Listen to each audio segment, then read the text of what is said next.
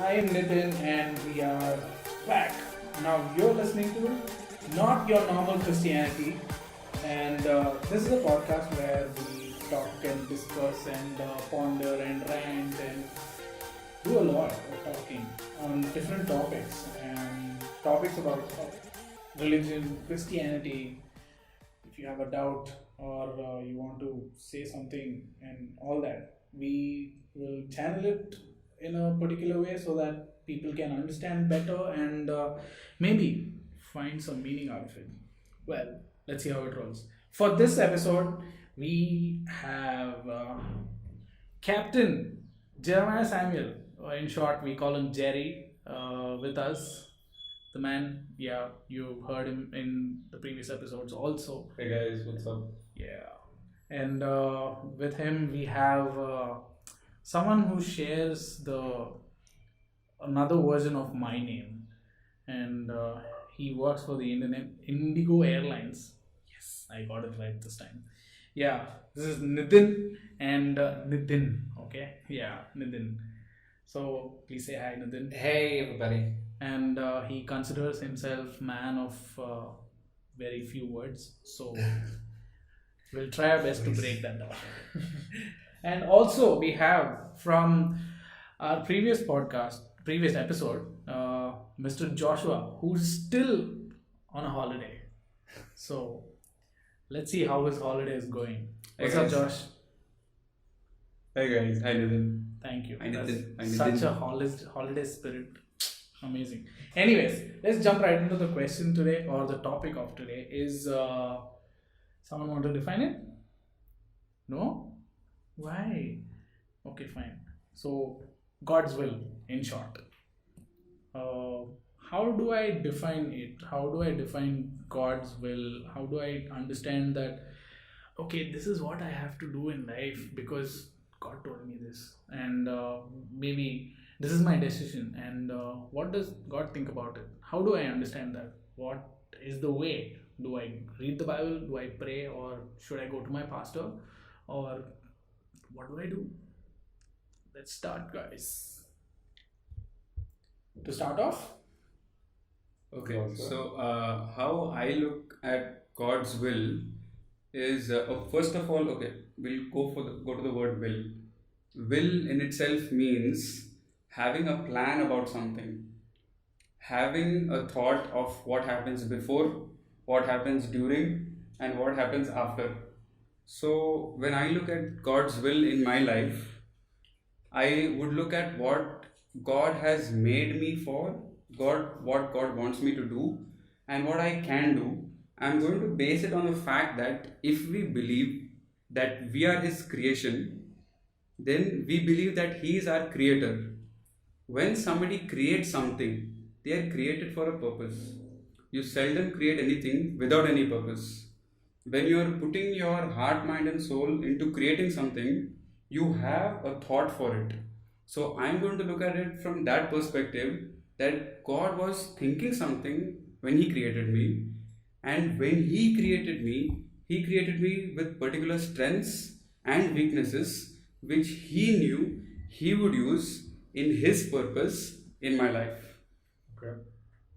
In short, God's will for my life was why He created me and what He wants me to do in my life. Basing that, probably we'll take a discussion forward. so God creates everybody with some purpose. Yes. Yeah. There is a purpose behind why Nithin is born. Yes. If there is a creation because of a creator, the creator must have thought of something and made the creation. Yeah, Cool. I think according to Makes Jeremiah sense. 29:11. Yeah, for I know the plans I have for you, declares the Lord.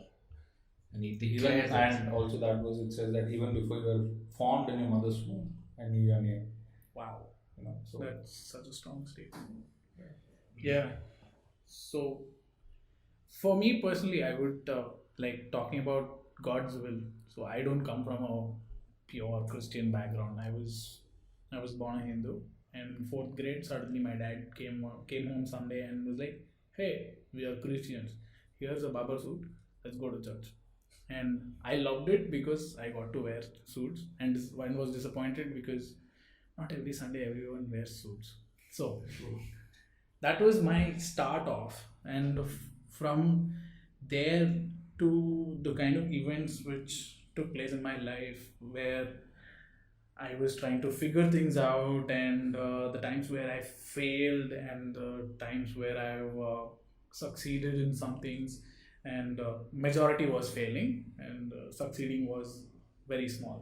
So that helped. That it didn't help me. It made me question God a lot. Like, why am I failing in my maths exam so much? I know I was not studying, but yeah. So it made me question God a lot, and it may help me not understand what this will of God is, what is the purpose of me living in this world and all that. Because end of the day, we go home, parents are asking me, what are you doing with your life, bro? So coming from there, trying to understand will of God was it was a struggle. It was struggle, and it was very difficult, and I was always shocked, and I was, oh, how do I put it? Shocked in a sense. How can people come up to me and be like, bro, this is what God told me, bro? And I'm like, how come God speaks to you, not me? I'm also praying, I'm also volunteering in the church, I'm also reading the Bible. क्या बात कर रहे तुम भी?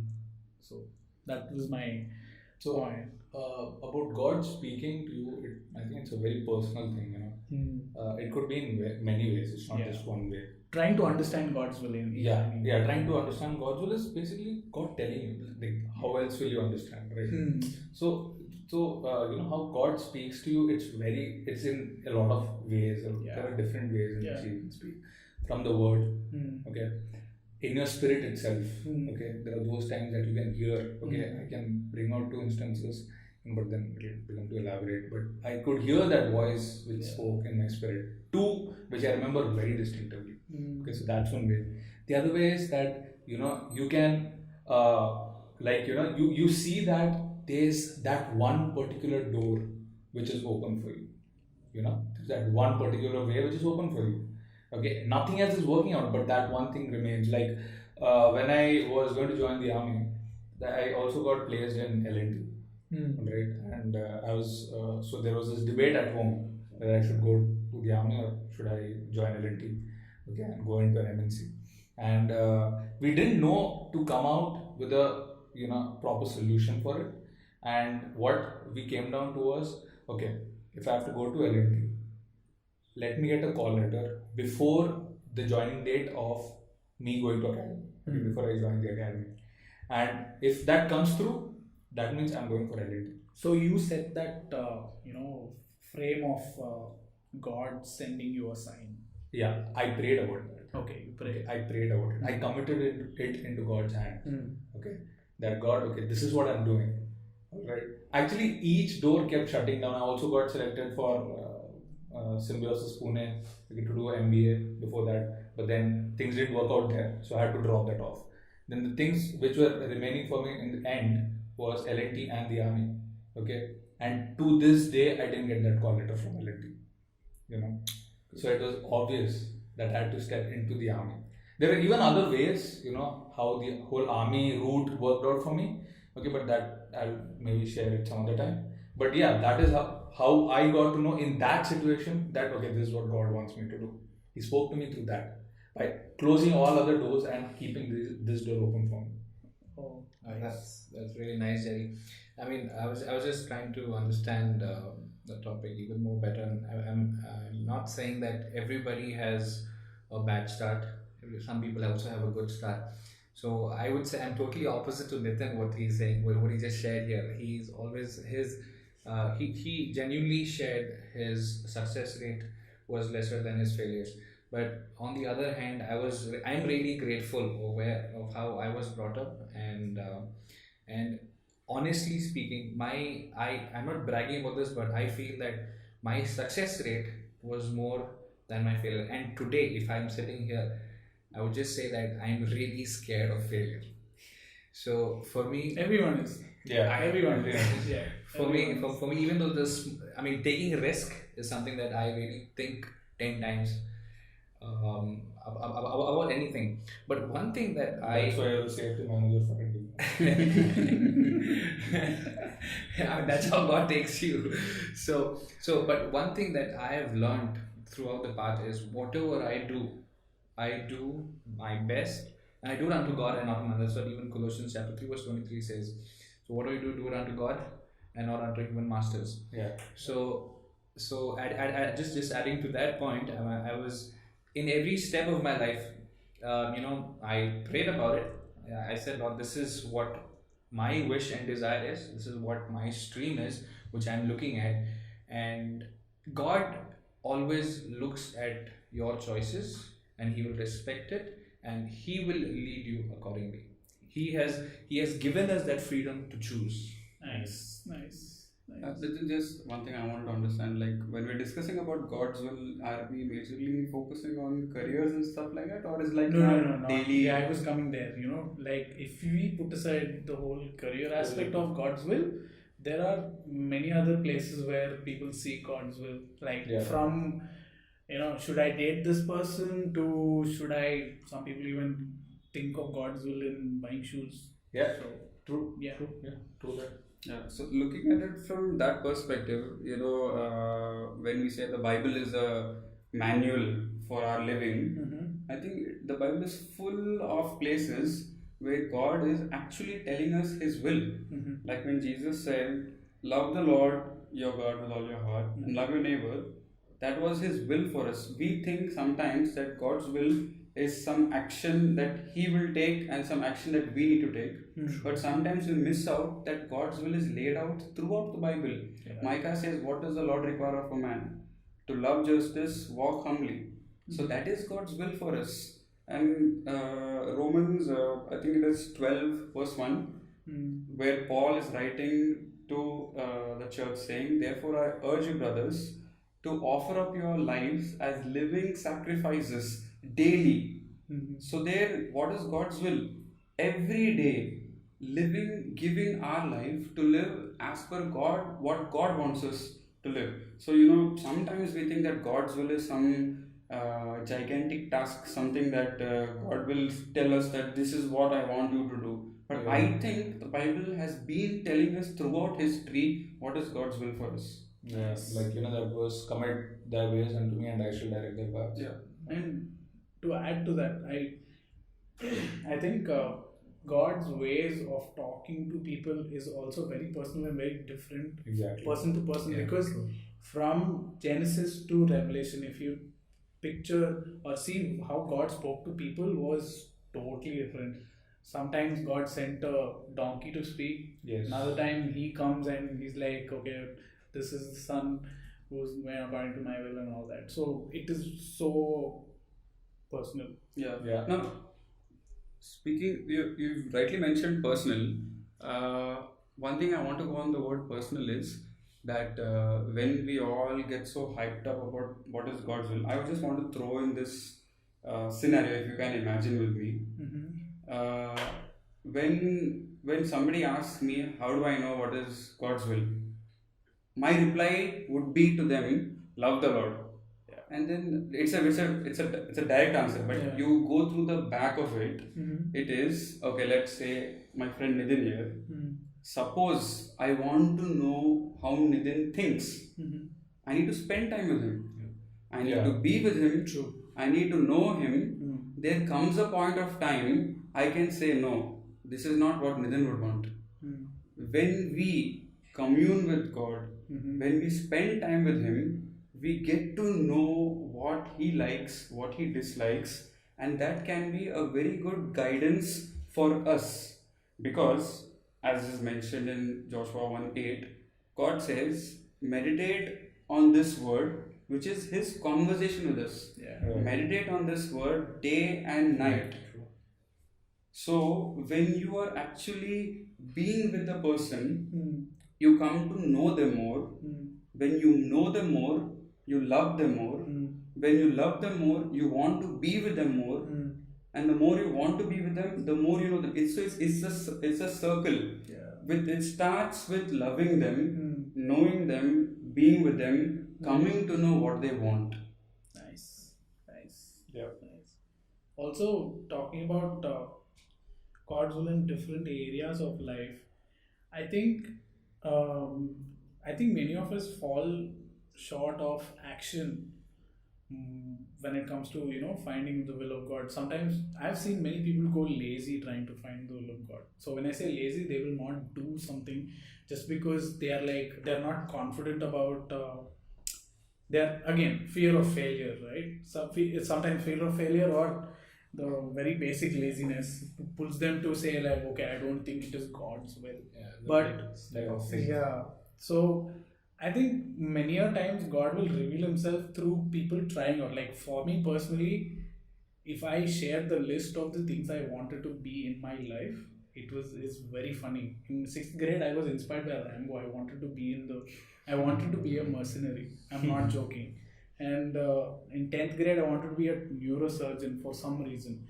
And then IITN, where I failed math like miserably royally, and I ended up somewhere else. And so I tried things, and then that's how I think that brings us to another aspect of this of when God says a no Oh yeah, to what you taking ask. God's no is oh my Exactly, God, like so hard. like this is what I've heard. Okay, that there are three answers which God gives you. It's a yes, no, and wait. Okay, so a lot of times we see God as a genie. We want God to do stuff for us. Like we ask Him, we're like, God, okay, I want this. God, I want to become this. God, give me that. Give me this. And we always want God to say yes. Okay, which is okay. It's not wrong to expect. Okay, but we also need to learn that if He's saying yes, He can also say a no. And we have to be ready for that. At that particular moment when God says no or He shuts a door, it can be shattering. You think that that's the end of the world, and you're in that space where you're not able to think beyond what has happened in that moment. But I think we need to put our faith in the word at that point when God says that I have plans to give you hope and a future. Yeah. We should be able to see that, okay, fine, thank God that God, okay, thank you for this no.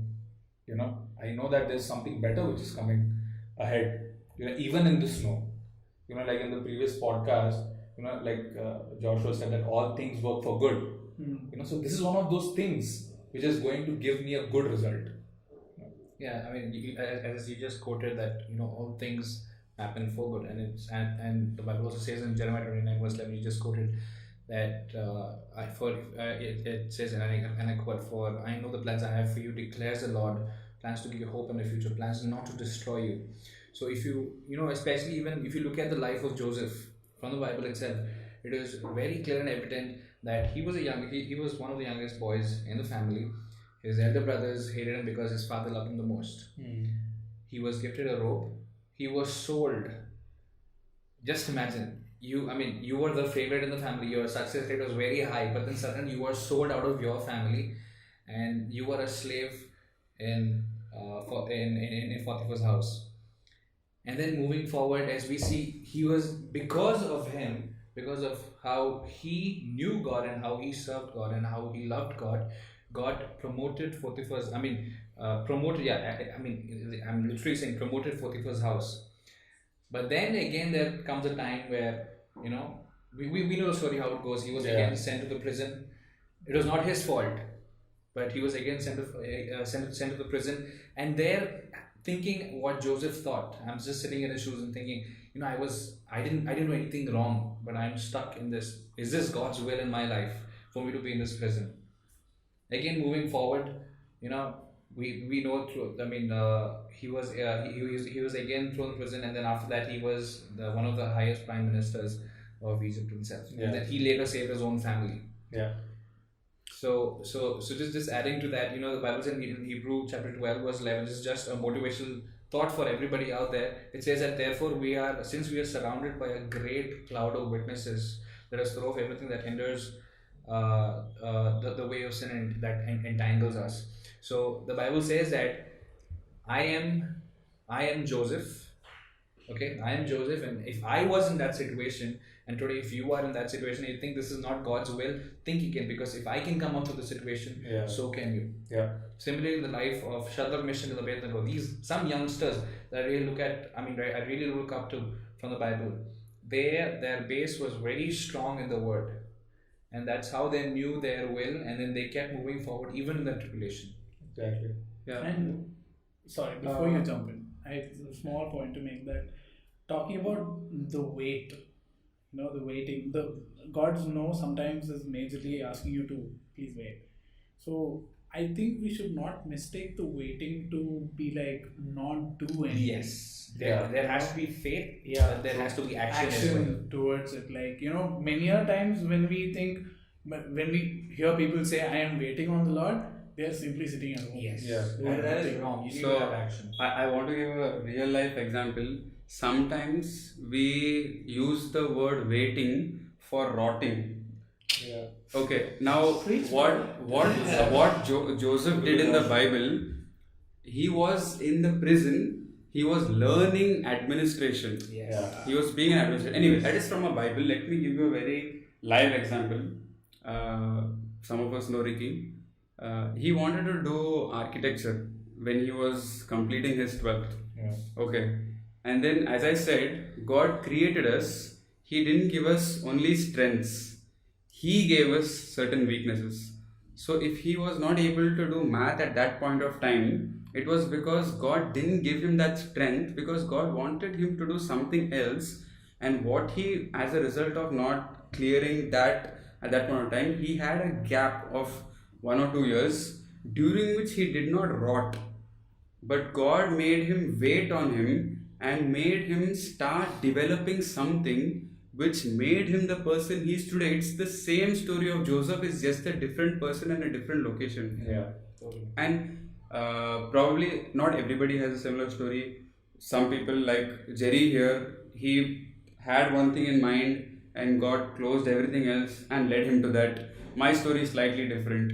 I wanted to join the armed forces, and again and again and again and again, God kept closing doors and pointed me in a direction where today, as a mechanical engineer, I look back and I see that my area of impact is probably more where I am right now than where I would have been. So going back to the topic of God's will, I think God has willed everything for the whole world, which is just a summation of God's will for each and every one of our lives, in which He brings the story of the whole world. Yeah. It's just that we go through different stories, we go through different things, we get confused about God's will.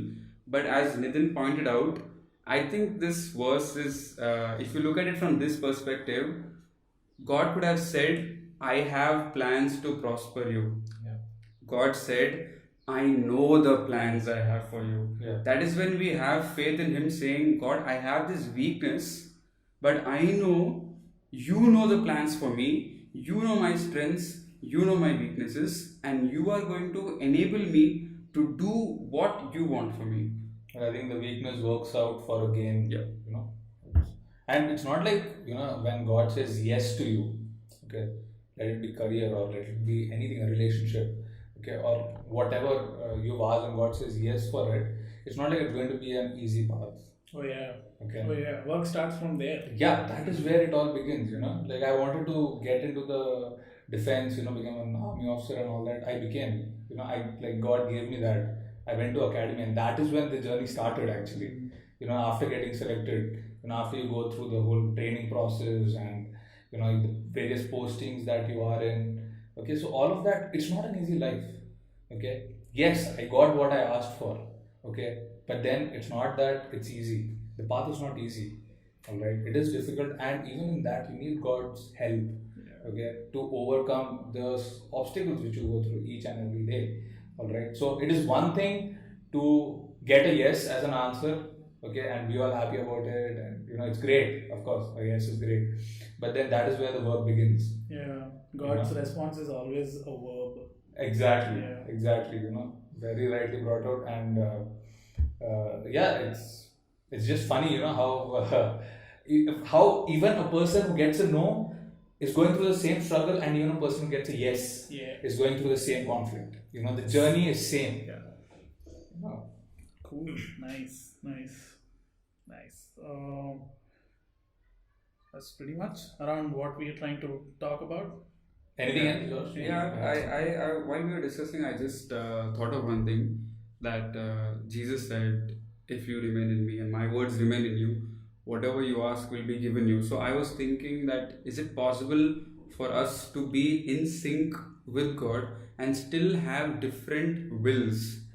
That is when I was just led to the verse in the Bible where Jesus says in the Garden of Gethsemane that Father, if it is thy will, please remove this cup from me. But let not my will, but your will be done. I think we need to come to terms with the fact that our will and God's will might not necessarily be the same, and we have to leave scope for having our desires, but committing the desires to God, that in the end it is God's desire that takes precedence over our desire. But there comes a point of time where we get so in sync with God that our desires are exactly God's desires. So, continuing to what Josh says, there is one angle of God's will where people would love to listen to is the God's will around a relationship, or should I date this girl? Should I date that guy? How do I know if I have to marry this person or not? Is it God's will? I will clearly say that I am not eligible enough yet to answer the marital questions. So, in our midst, we have Ricky Raymond, who is going to be married pretty soon, who's going to be a Mister pretty soon. So, yeah, Ricky, would you like to shed some light on this? Ricky. Okay. Hi guys. Okay, so basically, I think this is one topic which I've realized that a lot of us use certain things for our convenience. So even we take signs for our convenience.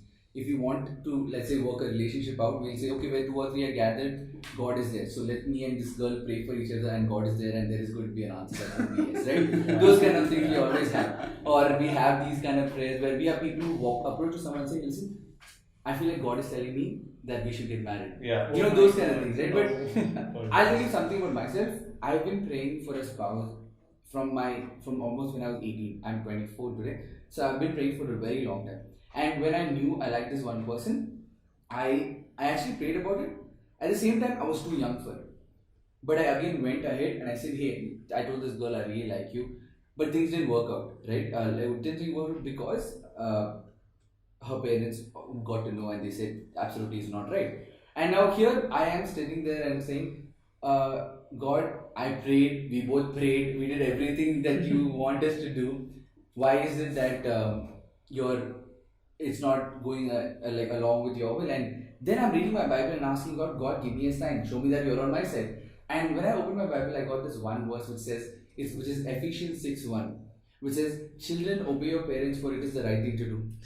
Trust me, it was the most frustrating thing in the Bible. Because for me, reading that is it's like God is literally telling, I'm not on your side, I'm on the other people's side. And I'm like, God is supposed to be my comfort. And see, like I said, we take signs and we think it should work for our convenience, right? So again, long story short, I had to pray about this for a very long time, and I never got a no from God. I always felt God was telling me to wait. So I'll tell you how I realized I had to wait. And the most difficult, biggest conflict is not between yes or no. The biggest conflict is between no and wait. In most of our lives, right? Nice. And for me to figure the no and wait was this. Every Sunday I would go to church saying, God, talk to me. And sometimes when you're doing that, what happens is we take things what we need and we interpret things to our own convenience. But I honestly don't see it as a bad thing. Because everyone going there is not going through the same thing, but the Bible, for example, every parable in the Bible is interpreted. Like for example, Matthew, Mark, Luke, John tells the same story in 4 different aspects because they look at things in a different way. Same way, every situation you're going through, you interpret whatever someone's preaching in whatever your current situation is, and that's how I took it. So every time I went to church, I felt like God was saying, wait, wait, to a point where I got so frustrated. I said, God, please, I want to move on. I can't wait. You want to add something to this? Yeah, continuing from what Ricky said, like Ricky asked for it, okay? Ricky asked for it and Ricky prayed for it. Now, James 4 2 and 3 says, you do not have because you do not ask. And when you ask, you do not receive because you ask with wrong intentions. Yeah. So I think we can learn from some practical examples that God gives us, and Matthew says, "Ask and you shall receive; seek and you shall find." So I think with since we are currently talking about spouse, and we can extend it to career and to not just the major things but even the minor things of life. I think we will know God's will and do when we keep asking with the right intentions. Right.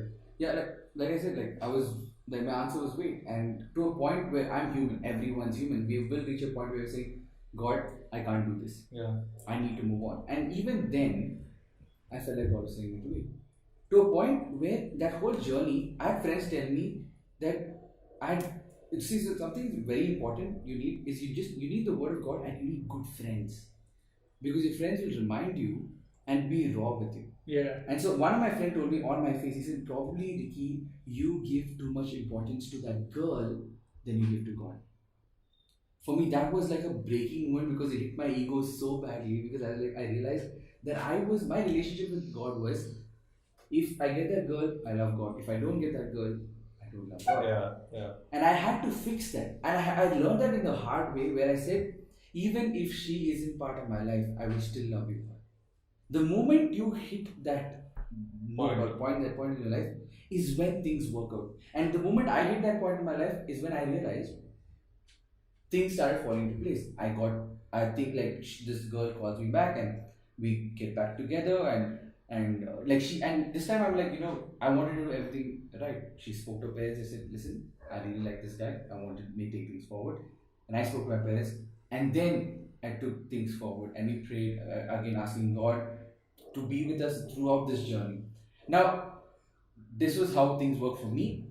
And what I believe is sometimes when you're pursuing something, it's not really a bad thing. It'll just make you look like a fool around people, but God's got something crazy. When you said pursuing something, you mean someone? Someone, something. Every day. Some careers, some. Yeah, but then some, I see over here also you're pursuing it because you were constantly getting that weight. Correct. No, wait. It wasn't a no. Correct. Right? So that's why you're pursuing it, and it makes total sense. That Also, can we address this fact that people should stop coming up to people and say, God told me I will marry you, God asked me to date you and all that. Can we please stop that? Because personally speaking, like, I'm not going right against them saying God will not talk to you. I'm not saying that. But the amount of people I've seen who told me that I was leading worship, she was ushering, God told me that God told us at the same time that you guys have to date. Down the line, half a year, they broke up. And they're like with somewhere else right now in life. So I've seen that happen so many times. With that, why blame God? Yeah. I think sometimes the problem isn't with us, where we mistake God's will for what we actually want in life. Yeah. And the New Testament is pretty open about it when I'm bringing in temptation here, where it says don't blame God for temptations, because the temptation is when you give in to what you want. So it was already there in you, and so many a times we develop a strong sensation that I want this. I feel God is telling me that I want this. So having said that, no, I also personally feel like obedience is difficult. Right? Very difficult, right? Yeah. And sometimes obeying things that are comfortable is very easy, but obeying things that are uncomfortable, that's difficult. Yeah. And so that plays a key role. Okay, and sometimes if you want, like you said, Nithin, about how people get these signs, I'm not discouraging. Yeah, It could be because God works in mysterious ways, Yeah. right? You can always say that, right? because come on, we live in a country where arranged marriage is a thing. True. Not like God came and told both the families that, they just went to christianmatrimonial.com, saw how much the boy earns, you know what I mean, and then they got it. You know, that's the kind of culture we live in, right? But that's why I believe that two individuals have to be in one accord when they need something. True. Got it? Because when you can pray for someone and that someone is praying for somebody else, the whole pattern dies. Because if there's someone, there are a lot of preachers who preach saying, there's someone special for you. Because if that someone special marries somebody else, the whole pattern dies, bro. Yeah. Because that somebody else's spouse is now single. You know my point, right? Yeah. That idea has to break. You have to give God a chance to do something, and that happens with obedience. That happens with persuasion. That happens with constant communication with God. And I believe. True. Yeah, and that. So true. And it's because it's a relationship with God. Treat it like a relationship. If you are expecting something from God, you better be someone who's living up to God's expectation. There's something I really heard from this one of my favorite preacher, and this line could be explicit, but this is something I really like. What he said was, when God asks us to give up something, we just can't fathom, but we are ready to give up everything for a quick orgasm. Imagine, all of us in life have these moments, right? When God asks us to give up something, we just don't do it, right? So treat God like your relationship, and that's the biggest advice I would give. Not like I have all the answers. I'm on the journey, but yeah, that's so we can agree on the fact that it is totally fine if someone likes someone and approaches them the right way. Approaches them staying humble and approaching them normally. Don't take God, don't take Christianity and religion and everything in between. So see, I like you. I would like to go out with you and get to know more better and see how things roll. And in not expecting anything out of that. It's a good way to start, right? Rather than saying, "Yeah, I'm praying for you. Let's get married." That's just creepy. Oh yeah. So coming to that creepy aspect, I've come across situations where my friends tell me that. So this guy is telling me that he likes me, but I feel he's forcing himself on me, not physically but spiritually. How is that? I am praying for you. I am praying for you all the time. You also pray. You also pray. God will tell you. You also pray. You also pray. God will tell you. That is their everyday conversation, and I feel that is totally wrong. Yeah. So, yeah. I think one angle of God's will in our daily life is during the waiting period. We see some instances in the Bible where God literally made people wait and do nothing, and there are instances where God made people wait and do something. Yeah. So I think that it was very personal, and it's not a one size fits all.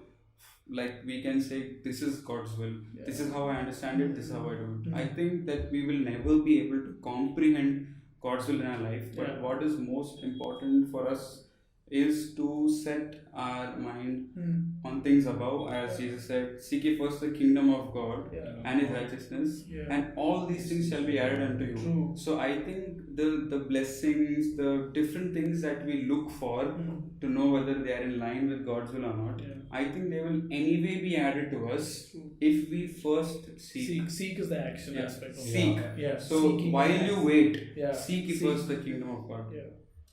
I also think this episode, this specific topic of relationship, there are so many aspects to it. I think we should definitely, Nithin, you should really consider making a separate episode on relationships, God, marriage, divorce, totally. on all aspects of it. Because I'm sure God is there in all these situations. And I think I don't think this is going to be enough, but I'm sure let's stay tuned, people. There's a part 2 coming after Ricky's marriage. Nice way to put in that advertisement. New episode, guys. Stay tuned. Outcast integration. Cool. That was a pretty intense conversation we had, man. I'm so glad we did that, and so glad we could say no to many things which are pretty common in churches and people today.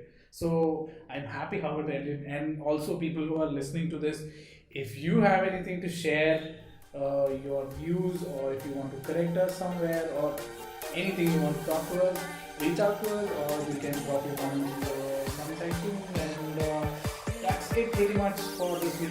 For this episode. Not this week. Anyway, the lady you're hearing is in the background. Pardon. Anyway, alright. See you all next episode. Bye. Not your normal Christianity.